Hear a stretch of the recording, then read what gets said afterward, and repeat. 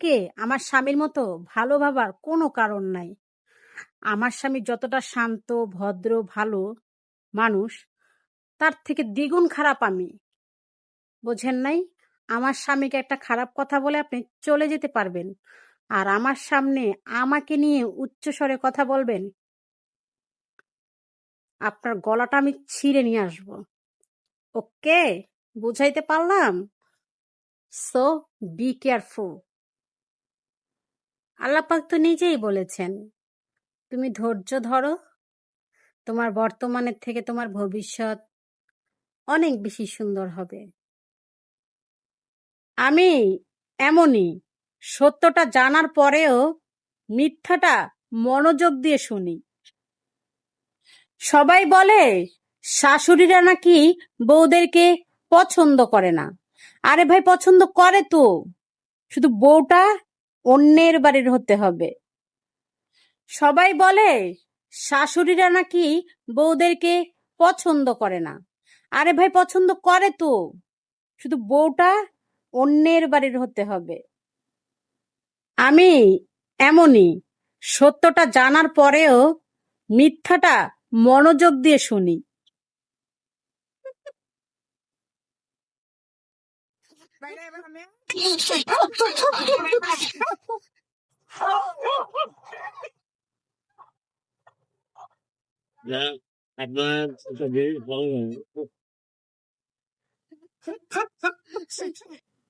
আসসালামু আলাইকুম ভাই। আমার মনে হয় এটাই ঠিক আছে।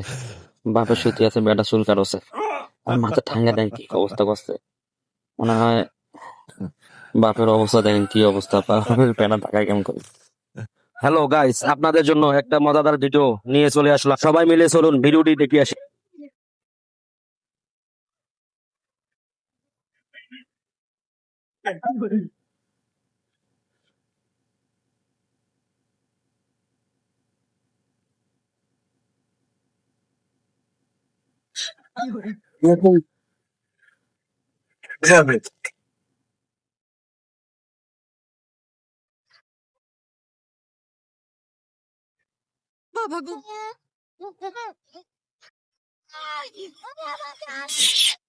আমি ছেঁচড়া দেখছি, বেহায়া দেখছি, নির্লজ্জ দেখছি, কিন্তু এমন এত বড় বেহায়া আমি জীবনও দেখি নাই।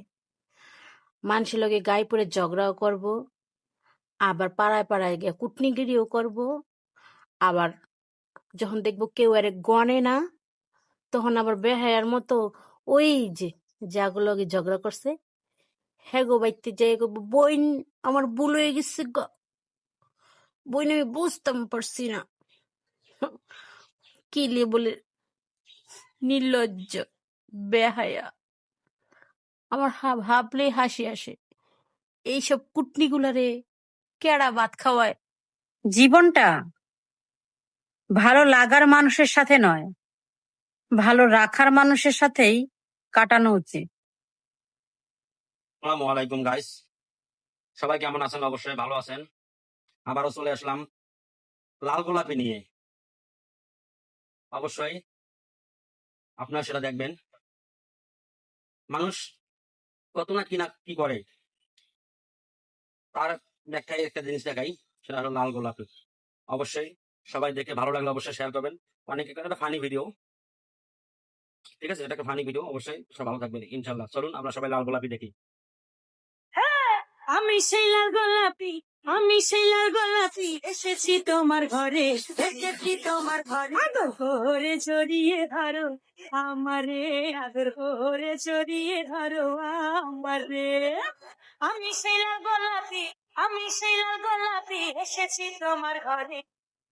হয়তো আমি রাগের মাথায় অনেক কিছু বলে ফেলি, কিন্তু আমি জানি তুমি অনেক বেশি কষ্ট পেয়েছো, কিন্তু তুমি হয়তো জানো না, তোমাকে কষ্ট দিয়ে তার থেকে দ্বিগুণ কষ্ট বেশি আমি পেয়েছি।